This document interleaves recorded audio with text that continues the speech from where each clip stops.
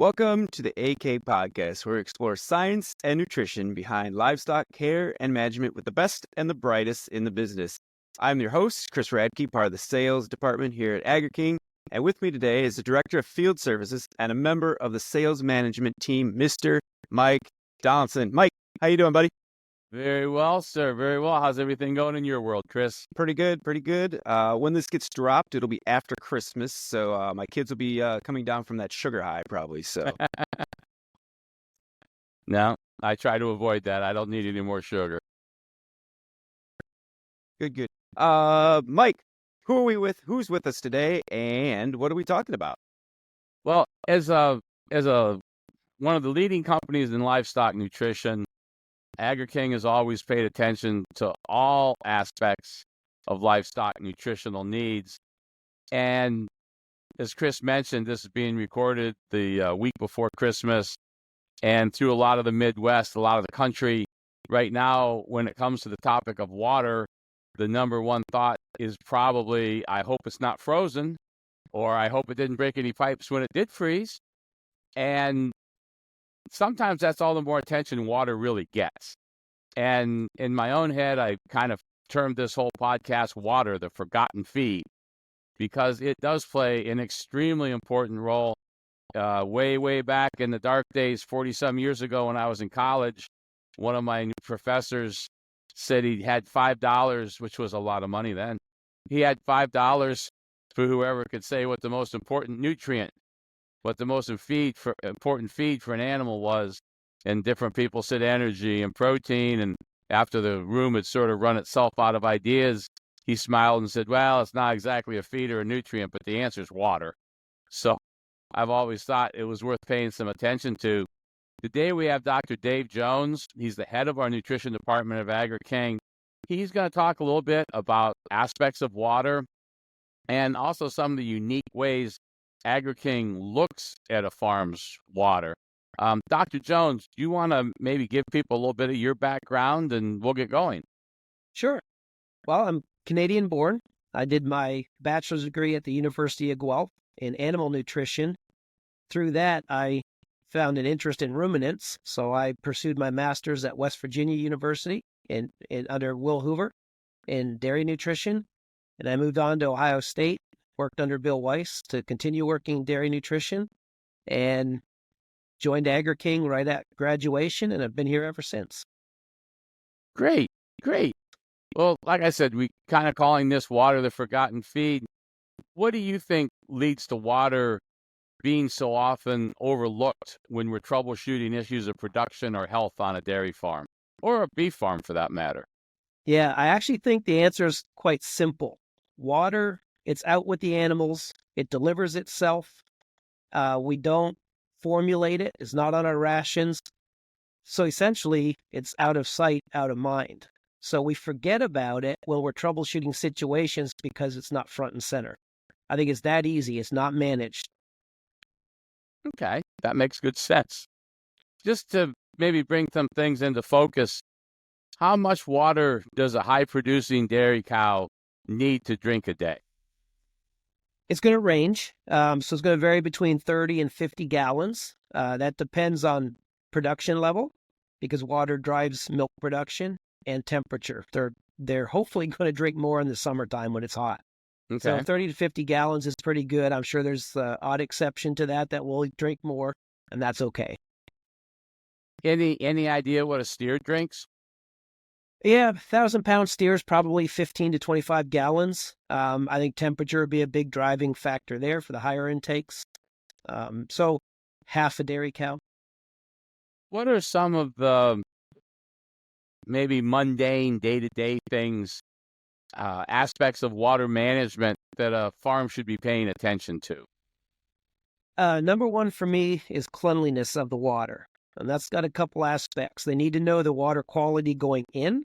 Is it actually clean water coming out of the ground? And what they can manage every day is the water in those troughs. There needs to be a protocol in place for cleaning. The water needs to be clear, not full of feed particles. It should probably have troughs disinfected weekly, if not more, depends on the herd. And certainly I'm one, if I'm walking through a barn and they've got a tank I can empty and I don't like the water, I'll drain it. And Okay. then we'll let it fill up again. I think one of the things that sometimes doesn't get a lot of dairymen can rattle off. Yeah, 2 feet of bunk space per cow is ideal, especially in a post-fresh or a pre-fresh group. In a 6-row barn, we're going to live with 18 inches. They've got some of these numbers they carry around every day. But I don't know that everyone has a good idea what the linear space of water trough should be per cow. What is that recommendation? Well, they need, for mature cows, 2 feet is the recommendation between cows. 2 feet of space.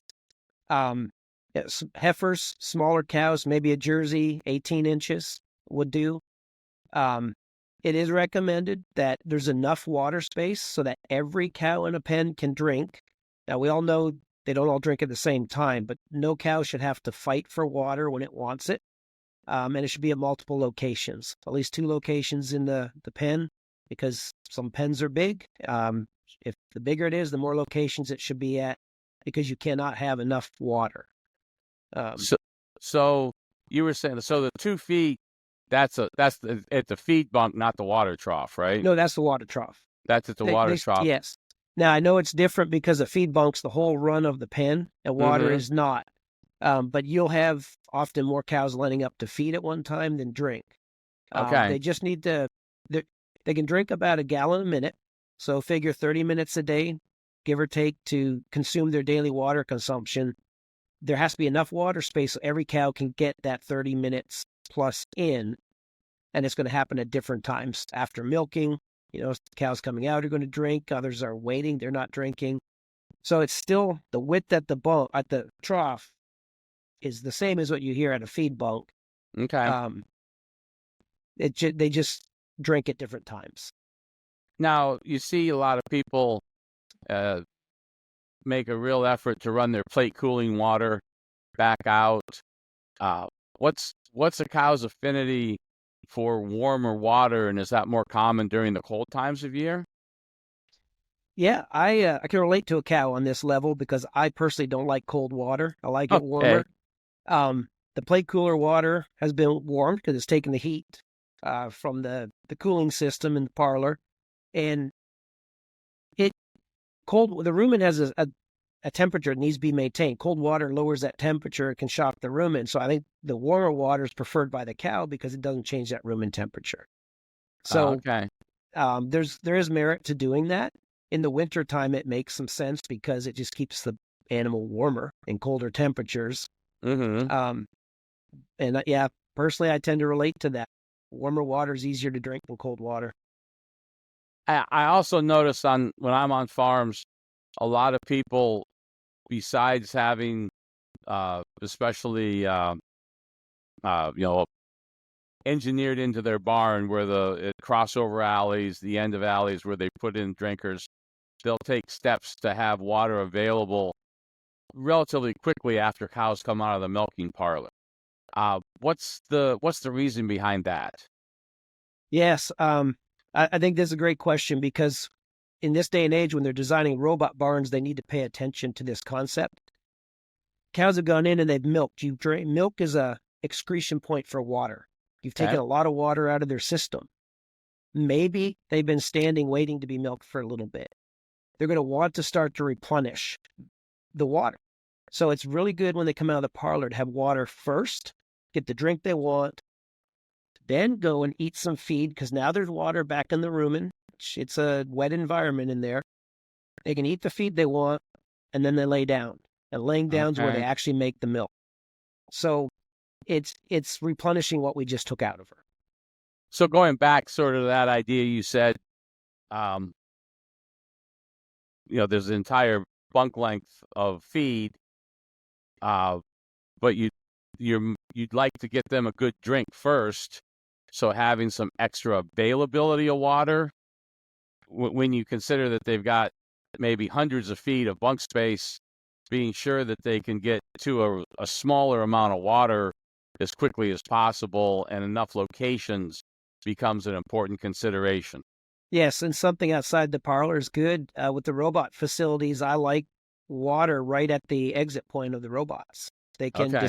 the cow will make up her own mind, but she can decide to have that drink. I find typically they will if it's there, and then they'll go eat, and they're creatures of habit. They'll get into a routine. Okay. So, yeah, you can never have enough water. I said that before, but you can never have enough water. Yeah, I could actually, growing up with a tie stall barn and a drinking cup broke, there were times we had too much water. That was a thing at times, but it's mostly because it Yeah. overflowed the gutters and was a mess. Yep. And So- you mentioned drinking cups, just because I don't want to ignore those. I've kind of been focused Sure. on free stalls. We need to make sure the water's flowing in those cups. I've seen too many where I don't believe the cows can get the right amount of water they want. It needs to flow, easy access. The little push button needs to work. So thank you Good for bringing points. that up. I don't want to be biased to one situation. No, those are good points too. Well, we've talked a little bit about availability of water. Let's look now at aspects of quality. And I know that a couple of the one of the main ones people might look at is bacteria, but then there's also some other things in water that need some attention paid. So, talking first about bacteria, what are the problems high bacteria can be causing? What are some of the things that need to be done to fix that problem? Yeah, bacteria are a major problem. There's different kinds of bacteria. Typically, when Agri-King tests a sample, we're looking at coliform bacteria, which is fecal contamination. I've recently run into a farm that has salmonella in their water. And Where would they get salmonella from? it's a new one to me. Okay. But it really is new. But it's true because the cows experience all the symptoms of salmonella when it spikes in the water, and that happened 2 months ago. My. So I think it's in the ground somewhere, but I'm not a microbiologist. I'm a little lost on how it got there. But in general, bacteria, if you're lucky, will put them off water intake. And I say that the way I said it because you can make a cow sick with bacteria. So if they don't drink, you're going to lose milk production, but probably keep the health. If they drink it, like the herd did with salmonella, they will get scours, and you'll see typical symptoms of something's wrong inside the animal. Okay. So bacteria is actually it's a big problem. We sometimes think, well, they ate something. No, they might have drank something. What? And I know we're a nutrition company. We aren't first and foremost a water treatment company. What are some of the things that you've seen people do that seem to help when they have a bacteria problem in water? Yeah. Fortunately, my own home water has to be treated, so I'm experienced with some of this. But you can chlorinate the water. Some that I've never done this myself, but that means putting bleach down the well to disinfect. I would talk to a water person before I just do that, but that's what some have done. The popular one right now is hydrogen peroxide. So that goes in, it kills bacteria, cleans up the water. With chlorination or hydrogen peroxide, I ask people to pay attention to the load because the rumen is bacteria, and that water is going to go in the rumen. And I did have an experience where this was with, it was a calf ranch actually, but we got talking to the company that sells the hydrogen peroxide because we had an additive in the feed that was being mixed in the water, and I think the water was killing the additive. So the water companies, and rightfully so, are talking treatment levels for your water. So we have to try to connect that back to the rumen or anything else we're doing with that water that contains, say, positive bacteria. The other system that works really well are black lights, UV lights. I actually like these. Some might argue with me, but I like them because nothing touches the water. It runs through a clear tube that goes under the black light, kills the bacteria. But you have to pay attention to your water. When those bulbs go and they're not working, that bacteria will come right back. So you have to pay attention, maintain your system, which you should anyways. So those are probably the three main approaches that I run into to deal with bacteria. From the second of my three areas to ask you about, what about the pH in water? How do you see that? How does that affect animal nutrition? Yeah, should be neutral. Again, I like to give real examples because it gets a point across. So I've run into this. First and foremost, low pH water is more detrimental than high pH water. I've run into pH at 10 it was rural water. So it was pH at 10. There's literature out there that will suggest that high pH is not a problem. And that's what we found. It was not a problem. Mm-hmm. The low pH we've run into of like 5, that was a problem. And it was a problem in transition cows. So what happens when cows are eating, they're naturally producing acids and lowering the pH of the rumen. If you put in acidic water, pH of 5, which is too low for a rumen, I mean, that's a severe acidosis at 5. They're going to eat, they're going to drink that water, you're going to keep the pH down, lower than it should be for longer, and we experience transition problems with that. They'd go off feed, essentially, is what they do. If the pH was higher, it's working the opposite direction to the pH of the grain. The grain's pushing pH down, the water brings it up, you don't get really any effect. So low pH is a problem. I will argue if it gets below 6.5, you need to think about that. Let's take the instance of pH being low. At what point does it go beyond your ability to adjust the ration to help reconcile that? When do you need to have a water treatment specialist come in and get that up? Well, that's why I use 6.5 as a benchmark. I think they need to start looking. Okay. That situation at a 5, honestly, we couldn't get the ration adjusted. We did. Our VP of Research and Development at the time developed something that helped. Okay. So sometimes in those situations, we're able to find an approach. It's beyond adjusting the ration. It's an addition to the ration. Okay. And it helped.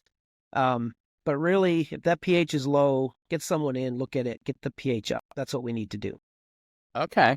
So then my third question is about things in water, aspects of minerals, and maybe specifically as this relates to pre-fresh cows, but even just from a general herd standpoint, what are some of the minerals that are commonly in water at levels that cause issues that mean the ration has to be adjusted around that? Yeah. So there's 5 that come to mind right away. And there's several we look at, but 5 come to mind. Iron, manganese, and sulfur or sulfate. So the first 3 I look at. Iron and manganese do not take a lot to become what we call elevated beyond normal. Iron's a good example. It interferes with the absorption of other minerals. Mm-hmm. Copper is a great example. You have a high iron content in the water that creates a high iron intake, and the cow shows you a copper deficiency because the iron impeded the absorption of the copper. So iron's a big one for me.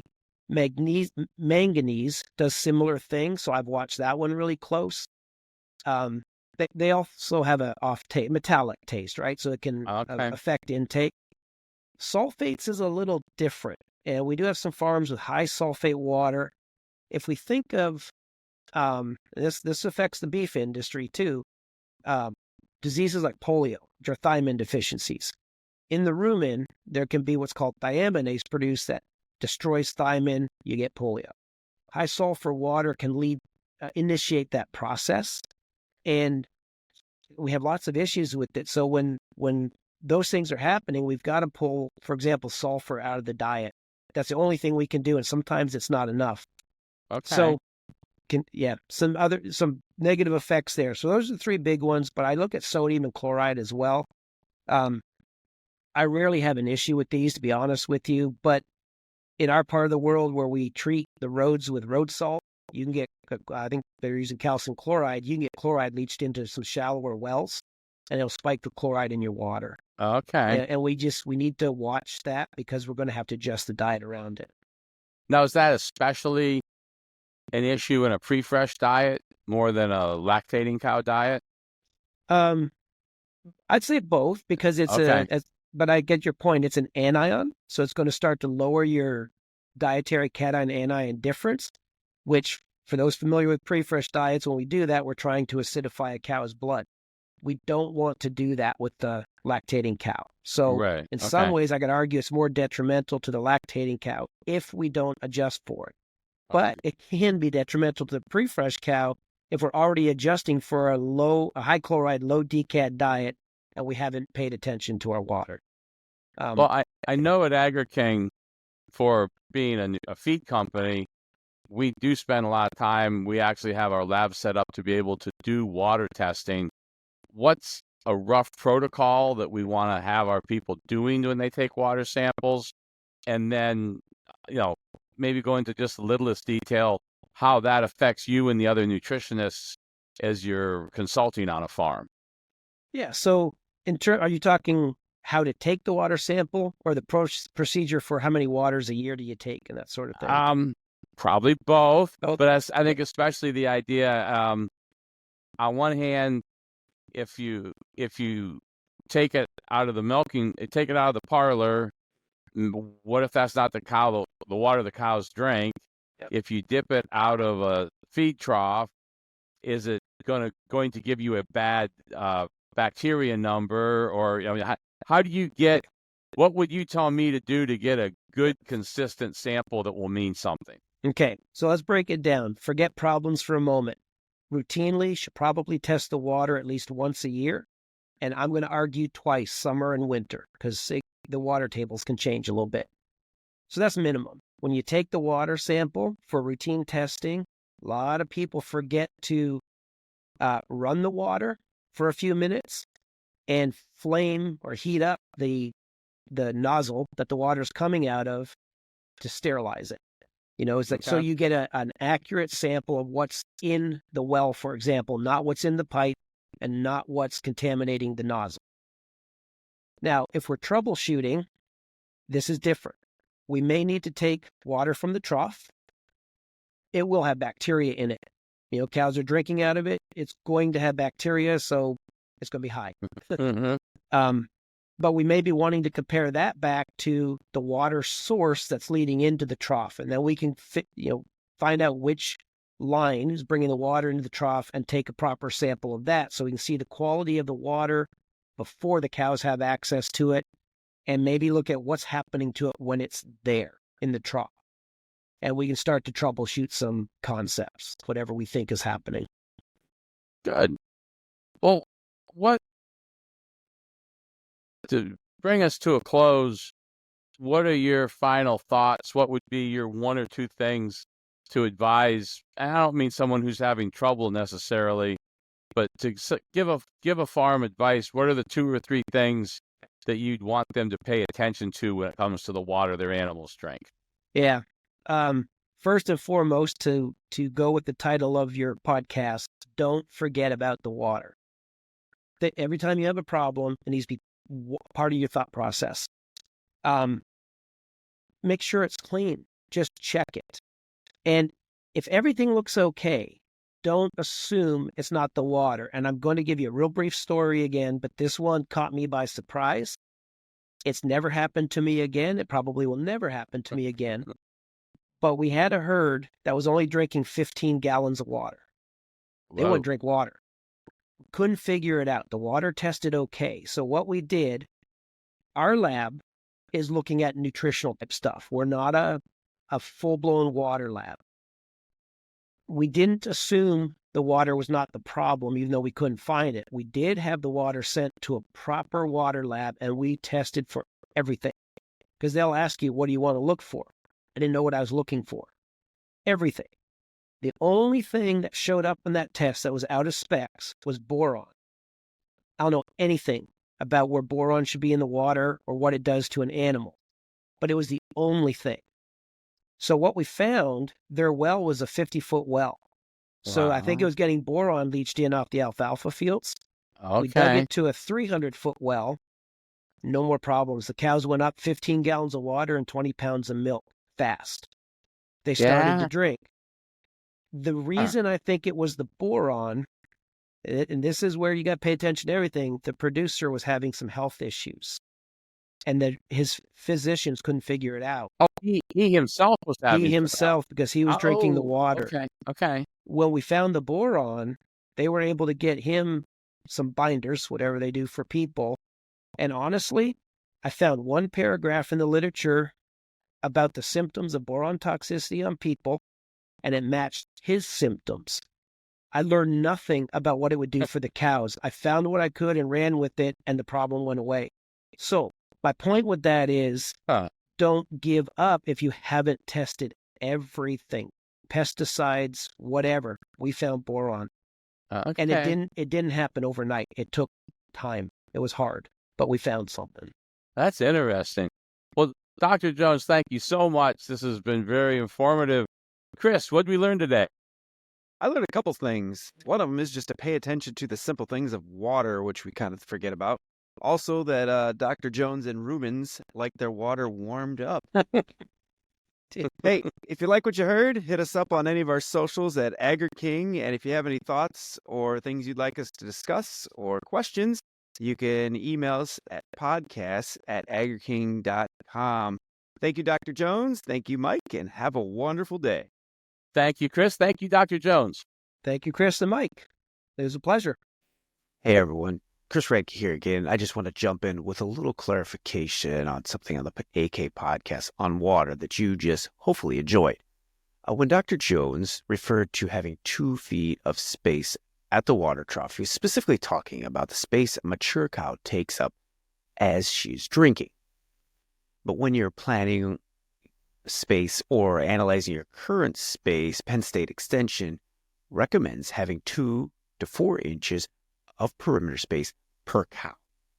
So, for example, in a pen of 100 milking cows, let's use the median of 3 inches as the target, you would need 3 times 100, or 300 inches, divide that by 12, 25 feet of perimeter space at the water trough.